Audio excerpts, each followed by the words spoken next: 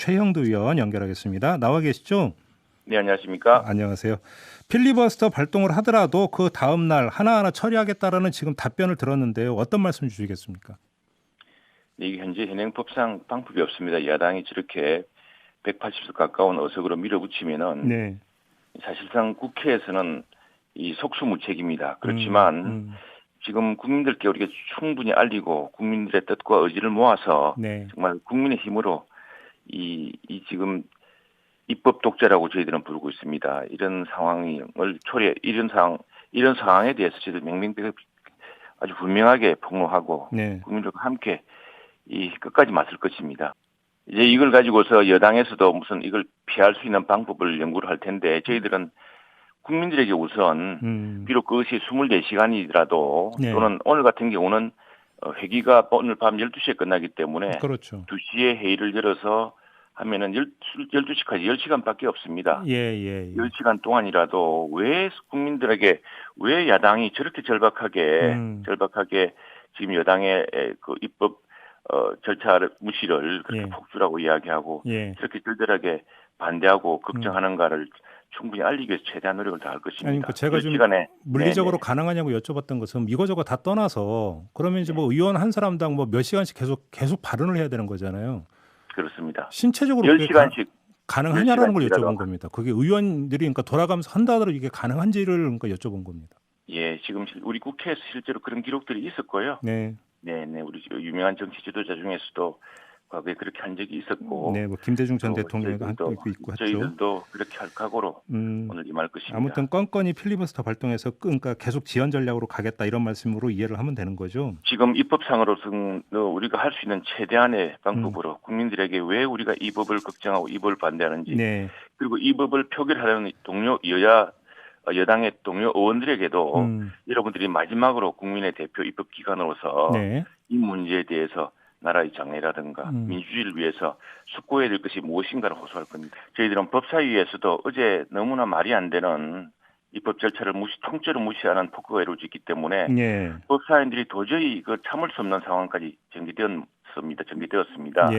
그래서 명패를 반납하는 일이 있었는데 저희들 원내대표나 어제 의총에서 그렇다 하더라도 우리가 법사위에서 최선을 다해서 법사위 전체에서 왜 이 문제가 부당한지를 따져야 되고 원래는 소위 또는 공청회부터 하나하나 차근차근 입법 문제를 따져야 됩니다. 따지는데 그런 절차를 모두 생략하고 지금 폭주를 진행하고 있기 때문에 어제 우리 당 법사위원들이 굉장히 이 문제에 대해서 폭거에 분노하고 도저히 이래가지고는 진행될 수 없다라고 했던 것인데 그렇다 하더라도 법사위 회의장 밖에서라도 왜 이 문제에 대해서 왜 우리는 이렇게 반대하고 왜 이렇게 진행되면 안 되는지에 대해서 직접 회의장 안팎에서 이야기를 똑바로 해야 되고 그렇게 해서 나중에 필리버스터까지 진행되더라도 모든 단계에서 국민들에게 우리 뜻을 분명히 알려야 하고 동료 의원들에게 최종적인 설득과 반박 토론을 해야 된다는 것이 생각입니다. 아, 그러면 이제 법사위 회의에 참여하기로 한 거군요, 그러면. 오늘 좀 의총에서 다시 이제 우리 법사위원들을 설득을 해야 될 것 같은데 법사위원들이 도저히 이런 그 법사위원장, 법사위 소위의 행태로서는 도저히 이게 해봐야 도저히 진행될 수가 없는 사안이다라고 하고 어제 심지어 이 회의 장면을 원래 다 이게 모든 국회 회의는 공개로 되어 있습니다. 공개하기로 되어 있는데 지금 코로나 상황 때문에 기자 2명씩 들어가고 있거든요. 그 기자조차도 내쫓아 버렸습니다. 이걸 공개하지 않겠다고. 지금 무엇이 두려워서 이렇게 숨기려고 하는가. 저희들은 최대한 국민들에게 알리고 언론에게 알려서 왜 이 문제가 이렇게 부당하고 왜 민주당이 이걸 숨겨가면서 이렇게 진행하려고 하는지. 심지어 야당 의원 발언을 속기록에서 빼달라고 했습니다. 야당 의원이 국민의 41%를 득표로 얻어서 이번에 국회에 등원한 의원들이고 그걸 대표하는 사람들인데 그 사람들의 발언을 속기록에서 이 국회의 회의 기록에서 지우겠다는 이야기입니까? 그런 문제를 낱낱이 다 폭로할 겁니다. 월요일 날 이게 핵심입니다. 지금 저희들은 공수처 자체가 제도적으로 문제가 있지만 제도의 문제는 지금 헌법재판소의 최종 결론이라든가 또 나중에 입법에 관해서 다시 한번 제도의 문제를 고쳐나가는 방식으로 하더라도 저희들도 지금 의석이 부족한 상황에서 그 법을 반대한다고 해서 모든 걸 다 저지할 수 없는 형편 아닙니까? 그렇다고 한다면은 좋다 그러면은 그 제도는 차차 개선하기로 하고 우선에 인물은 제대로 뽑자. 그리고 우선에 대통령이 약속하고 또 여당이 당초에 이 법은 상당히 정치적 중립성 그리고 헌법에 위반이 된다는 그런 논란이 많은 법입니다. 네. 그렇다고 한다면은 그렇기 때문에 여당과 대통령께서 그렇게 강조하신 내용이 뭐냐면은 야당이 반대하는 인물은 절대 뽑지 않겠다.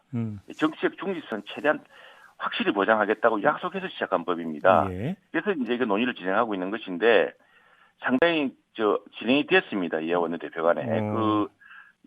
보시면은 김태년 원내대표도 또 일부 언론에 어떤 뭐 우리는 추천하지 않고 야당과 중립직관 뭐 그런 이야기도 있었고 그러니까 후보군을 넓혀서라도 서로 협의를 해보자. 이게 왜냐하면 거의 검찰총장의 버금가는 중요한 자리거든요. 그 자리에 아무나 공직 비리를 수사하는 최고 책임자인데 비리 혐의에 연루돼 있거나 또는 그런 사실이 드러날 수 있는 사람이면 안 되겠죠. 그런 뭐 검증도 최소한 있어야 될 거고 또 하나는 이게 검찰총장의 버금가는 막강한 자리입니다. 그렇다고 한다면 그걸 수사와 기소를 지휘하고 그걸 통제할 수 있는 그런 또 어느 정도의 경험과 능력도 필요한 자리이기 때문에 그 정도만 서로 갖춰진다면은 또 특별히 누구 편을 들 사람이 아니라는 것만 어느 정도만 용인된다면은 의원님 그러니까 아무튼 그 구체적으로 2명을 제시를 한 바가 있습니까? 그런 이야기가 오갔다고 합니다. 네. 그 정도로 그 중요한 것은 뭐냐면 그 정도로 여자 원내대표 간에는 공수처장 후보를 뽑기 위한 최종적인 노력이 있었다는 이야기입니다. 그 노력을 뒤엎어버린 겁니다. 공수처를 추진하려는 법사위 강경파들이 그건 앞뒤가 뒤바뀐 말이고요. 처음부터 그 원칙과 협치를 지켰더라면은 이런 문제까지 가지 않았을 것이고 이런 폭주와 독주가 결과적으로 여당에게 부메랑이 되고 지난번에 우리가 임대차 3법 그렇게 무리해서 우리 야당의 의견을 다 무시하고 통과해서 결국 어떤 결과가 초래되었습니까? 나중에 그 책임은 민주당이 고스란히 져야 될 것이고 그 고통은 국민들이 다 안게 되는 것입니다. 그것이 우리 안타까운 뿐입니다. 알겠습니다. 자, 말씀 여기까지 드릴게요. 고맙습니다, 의원님. 네. 네, 국민의힘의 최형두 원내대변인이었습니다.